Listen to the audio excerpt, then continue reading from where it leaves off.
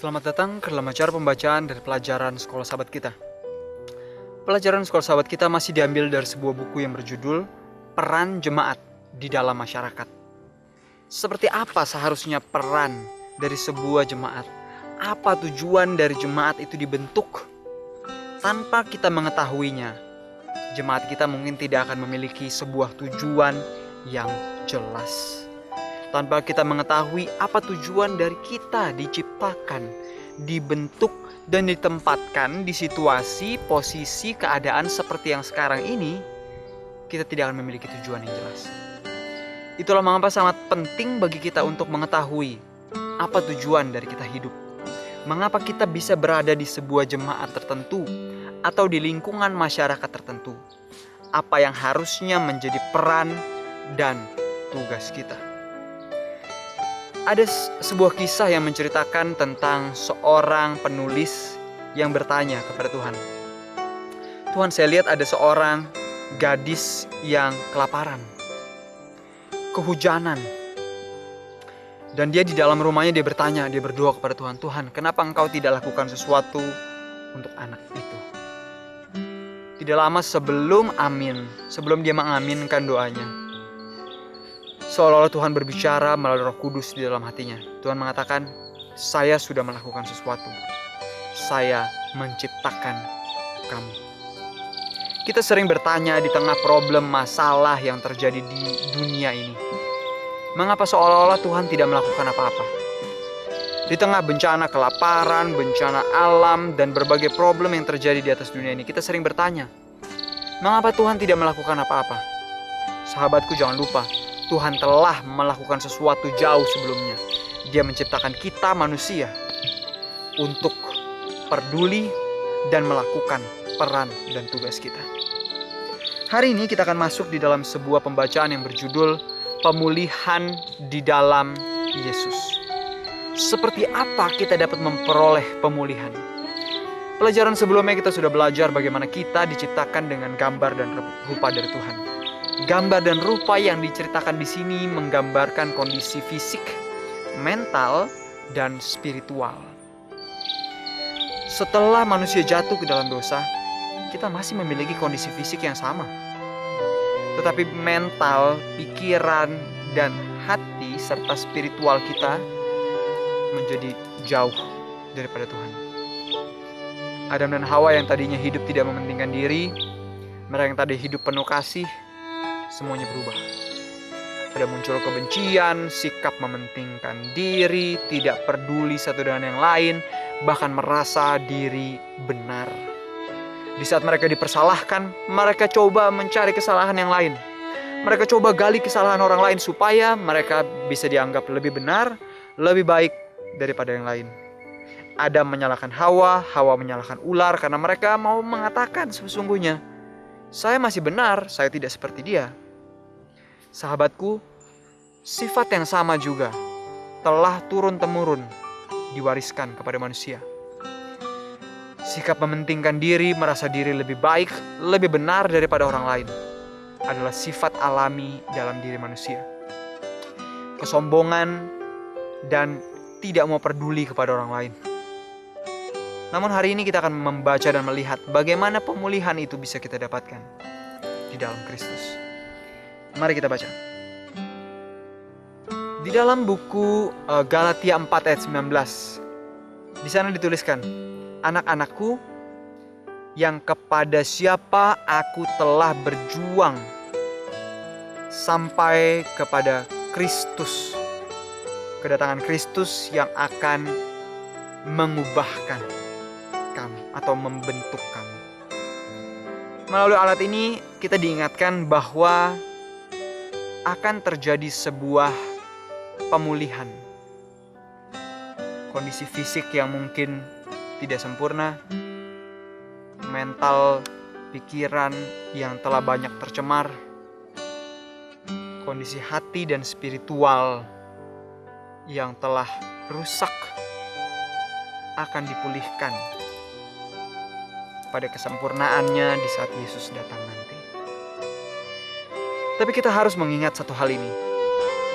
Di saat Kristus datang, Dia bukan akan memulihkan semua orang yang berteriak Tuhan, Tuhan, bukan. Karena ayat Alkitab harus saling bersinergi dan bukannya bertolak belakang. Di dalam kitab Matius diceritakan ada orang-orang yang mengaku melayani Tuhan, menyembuhkan orang sakit, mengusir setan atas nama Tuhan, berteriak Tuhan, Tuhan, tetapi Tuhan mengatakan bahwa mereka adalah pembuat kejahatan. Mengapa? Karena mereka tidak melakukan menuruti perintahnya. Jadi kita melihat di sini, sebelum pemulihan yang sempurna akan terjadi nanti, mulai dari sekarang kita harus mengambil sebuah pilihan dalam hidup untuk menyerahkan hati dan pikiran kita kepadanya. Karena kalau kita tidak menyerahkan itu dari sekarang, kalau kita tidak berjuang bersama dengan Tuhan mulai dari hari ini, hal itu tidak akan pernah terjadi. Karena kalau Tuhan memulihkan kita, fisik, mental, spiritual kita di saat Dia datang yang kedua kali nanti, itu akan menjadi sebuah pemaksaan. Ada orang yang mungkin katakan, oh saya nggak mau dipulihkan seperti ini. Saya suka dengan dosa-dosa ini. Saya suka dengan pikiran-pikiran kotor yang saya miliki saat ini. Saya suka dengan hati saya, sikap tindakan saya yang tidak baik ini. Tuhan tidak bisa pulihkan itu. Kenapa? Karena manusia telah memilih. Pertanyaan bagi kita, bagaimana dengan kita? Apakah kita mau memilih untuk melakukan hal yang sama? Apakah kita mau memilih melakukan yang benar oleh karena itu benar? Apakah kita mau memilih berjuang bersama dengan Tuhan dari hari ini untuk memulihkan sikap, karakter, tindakan kita yang tidak baik? Mari kita lanjutkan. Jadi kita telah melihat bahwa adalah kerinduan hati dari Yesus juga untuk memulihkan kita. Dan hanya di dalam Dia kita dapat dipulihkan. Di sini dikatakan, kita pada mulanya diciptakan dengan begitu sempurna. Begitu sempurna di dalam dunia yang sempurna pula. Tetapi sayangnya kejatuhan mereka, manusia yang mula-mula, menyebabkan Taman Eden pun hilang melalui dosa. Dan dunia yang kita ketahui sekarang telah dipenuhi dengan kematian, kekerasan, penderitaan, ketakutan, dan ketidakpedulian. Oleh karena dosa, masuk semua hal ini. Ketakutan, kebencian, penderitaan, keserakahan, dan lain-lain. Sahabatku, pertanyaan yang harus kita renungkan dalam kehidupan kita pada hari ini adalah, bagaimana kita hidup? Seperti apa kehidupan kita? Apakah kita hidup untuk mementingkan diri kita sendiri? Apakah kita tidak peduli dengan penderitaan, sakit penyakit, dan yang lainnya? Bagaimana dengan kita? Akibat dari dosa adalah semua hal buruk itu. Kematian, penderitaan, sikap mementingkan diri, ketidakpedulian, dan lain-lain. Kalau kita memiliki hal itu dalam kehidupan kita, kira-kira seperti apa yang terjadi? Seperti apa kita? Mari kita lanjutkan. Jadi kita telah melihat apa yang terjadi kepada manusia dan juga kepada dunia ini setelah dosa masuk. Tetapi rencana keselamatan dibuat untuk membawa dunia ini kepada kesempurnaannya yang semula. Kristus datang untuk mendapatkan apa yang telah hilang di saat manusia jatuh ke dalam dosa. Inilah tujuan kedatangan Kristus. Dia bukan hanya datang untuk menebus kita manusia. Dia datang untuk memberikan contoh kepada kita bagaimana seseorang seharusnya hidup. Dia datang untuk memulihkan kembali dunia yang telah rusak. Pikirkan satu hal ini. Di saat Kristus datang ke atas dunia ini, melihat dunia yang sudah rusak, dia melihat kejahatan manusia, sifat mementingkan diri mereka, bahkan bangsa yang dia pilih sendiri menolak dia. Pikirkan, bangsa yang dia pilih sejak mulanya untuk menjadi terang kepada setiap orang, bangsa Israel, menolak dia. Bisa dikatakan tidak ada sesuatu hal pun yang baik di atas dunia ini. Coba renungkan, kalau kita berada di posisi Kristus, mungkin kalau kita membuat sebuah gambar di atas kertas, lalu kita lihat, wah gambarnya jelek.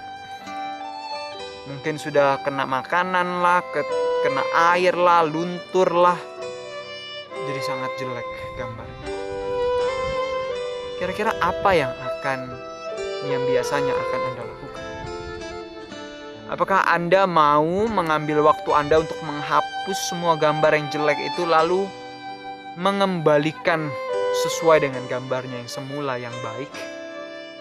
Atau Anda akan hancurkan kertasnya, lalu mulai lagi aja di kertas yang baru? Ingat bahwa Tuhan sesungguhnya dapat saja menghancurkan seluruh dunia ini, menciptakan manusia yang baru menggantikan kita, bisa saja. Tapi dia tidak lakukan itu. Dia bisa saja katakan, oke, cukup selesai batas kesabaran saya. Lebih baik saya buat yang baru. Tapi Tuhan tidak lakukan itu. Dia tetap menunggu kita. Dia tetap mengasihi kita. Dia tetap mau memberikan hidupnya bagi kita, walaupun kita sudah berkali-kali menolak dia. Pikirkan sahabatku, apa yang Yesus telah lakukan bagi kita? Bukankah hal yang sama seharusnya kita lakukan kepada orang lain? Di saat ada orang yang menyakiti kita, berbuat yang tidak baik kepada kita, bukankah kasih karunia yang sama yang Tuhan telah berikan kepada kita seharusnya kita berikan juga kepada mereka? Seharusnya kita memaafkan mereka, peduli kepada mereka, bahkan mereka yang pernah menyakiti kita. Selanjutnya kita akan baca kembali. Pada mulanya Tuhan menciptakan manusia sesuai dengan gambarnya. Manusia dipenuhi dengan kualitas-kualitas yang mulia. Pikiran manusia seimbang. Kekuatannya menjadi sesuatu kekuatan yang harmonis. Tetapi kejatuhan dan efek dari dosa telah menghancurkan hadiah yang Tuhan berikan ini. Dosa mengacaukan gambar Tuhan dalam manusia. Dan untuk memulihkan kembali hal ini, rencana penebusan dirancangkan. Dan kehidupan yang memiliki suatu kesempatan, masa probation atau masa tenggang diberikan kepada setiap manusia untuk membawanya kembali kepada kesempurnaan yang pada awalnya adalah suatu hal yang sangat besar dalam kehidupan di antara segala sesuatu yang lain. Melalui ini, pemulihan dapat disempurnakan. Dan dunia yang baru, langit dan bumi yang baru, prosesnya akan dimulai. Jadi adalah kerinduan hati dari Tuhan untuk memulihkan kembali gambaran itu. Karakter-karakter mulia yang harusnya kita miliki, namun yang telah dirusakkan oleh karena dosa. Di dalam Ibrani 1 ayat 3, Kristus sendiri digambarkan sebagai gambaran dari Tuhan. Sebuah gambaran dari Tuhan. Anda dapat bandingkan dengan dalam Yohanes 14 ayat 9, 2 Korintus 4 ayat 4, dan Kolose 1 ayat 15. Adalah kerinduan dan keinginan hati Tuhan untuk memulihkan kita kembali di dalam gambar dan rupa Tuhan di dalam kita. Jika saja kita mengizinkan, maka Kristus yang adalah gambaran Tuhan dapat tinggal dalam kehidupan kita. Kolose 1 ayat 27. Kristus di dalam dirimu adalah harapan kemuliaan. Sahabatku, sejak awal manusia berdosa, dibuang dari Taman Eden, mereka tinggal di timur dari Taman Eden. Kalau Anda melihat struktur dari bait suci, di sebelah timur, hanya di sebelah timur saja ada pintu tempat orang-orang bangsa Israel masuk. Kenapa Adam dan Hawa serta keturunannya diminta tinggal di sebelah timur? Karena Tuhan ingin tinggal melihat muka dengan muka dengan manusia. Bayangkan, walaupun manusia sudah jatuh ke dalam dosa, melakukan dosa yang menyakiti hati Tuhan, tapi Tuhan tetap ingin tinggal dekat dengan manusia. Perjalanan berlalu, berapa generasi berlalu, mereka mulai lupa akan Tuhan. Mereka sudah berada di Mesir, dijajah Mesir selama ratusan tahun. Lalu saat mereka keluar, Tuhan memberikan amanat kepada Musa, buatlah bait suci agar aku dapat tinggal di tengah-tengah mereka. Adalah kerinduan hati dari Tuhan sejak mulanya, sejak kejatuhan di Taman Eden, bangsa Israel keluar dari Mesir untuk tinggal dekat dengan manusia. Dalam perjanjian baru juga dituliskan, tubuhmu adalah bait Roh Kudus. Tuhan ingin tinggal di dalam bait dalam hidup kita. Sahabatku, pertanyaan yang harus kita renungkan adalah, kalau Tuhan begitu rindu untuk tinggal dalam hati kita, dalam bait suci di hati kita, bagaimana seharusnya kita bersikap? Apakah kita akan mengotori bait suci hati, pikiran kita dengan hal yang buruk? Tontonan, musik yang sama sekali tidak mengangkat kerohanian? Apakah kita akan membiarkan semua hal dunia itu kembali mengacaukan kita? Karena Roh Kudus tidak bisa tinggal di tempat yang tidak kudus. Betul kan? Anda lihat kisah dari bait suci yang dibuat. Bait suci yang ketiga yang dibangun, dikatakan hadirat Tuhan tidak ada di sana. Tidak ada hadirat Tuhan yang turun di tengah bait suci. Sahabatku, bait yang tidak kudus tidak bisa Roh Kudus tinggal. Itulah mengapa kita pun diajak, bukan dengan kekuatan kita sendiri, untuk terus menguduskan hati dan pikiran kita. Namun pemulihan yang sempurna hanya akan terjadi di saat Kristus datang yang kedua kali. Ini dituliskan dalam 1 Korintus 15 ayat 49 dan 1 Yohanes 3 ayat 2. Akan tetapi, Kristus yang tinggal di dalam kita dan kita di dalam Kristus adalah sebuah proses dari gambar Tuhan yang dipulihkan. Dan semua itu dimulai di atas dunia ini dalam kehidupan kita sekarang. Di saat itu terjadi, kita akan rindu juga untuk membawa orang-orang di lingkungan komunitas dan masyarakat kita kepada Dia yang dapat memulihkan mereka juga. Walaupun pekerjaan pemulihan ini dimulai di dalam diri kita untuk memulihkan kita, kita harus terus ingat bahwa pemulihan itu tidak akan terjadi sempurna sebelum kedatangan Kristus yang kedua kali. Jadi banyak orang yang mengatakan, oh saya sudah dipulihkan, saya sudah menjadi bagian dari kesempurnaan itu, saya sudah pasti akan berada di surga. Sangat berbahaya, karena pemulihan yang sempurna hanya akan terjadi di saat Kristus datang. Itulah mengapa selama kita masih hidup di atas dunia ini, kita harus terus berjuang bersama dengan Kristus.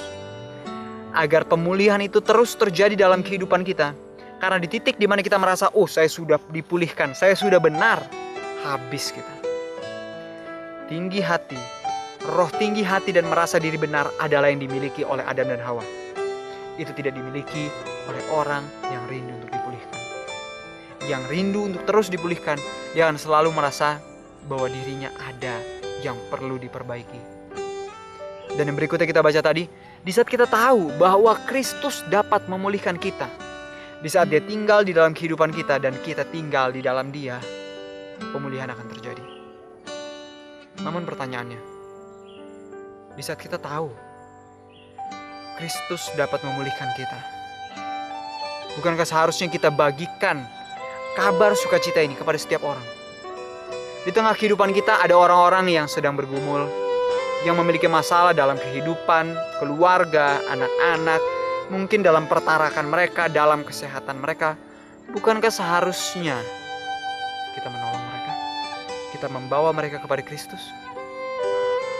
Renungkan baik-baik, dan biarlah pembacaan ini dapat menjadi berkat dalam kehidupan kita, dan ceritakan kepada keluarga Anda bagaimana Kristus rindu untuk memulihkan kita dan rindu untuk tinggal dalam kehidupan kita sejak mulanya. Sampai bertemu lagi, Tuhan memberkati.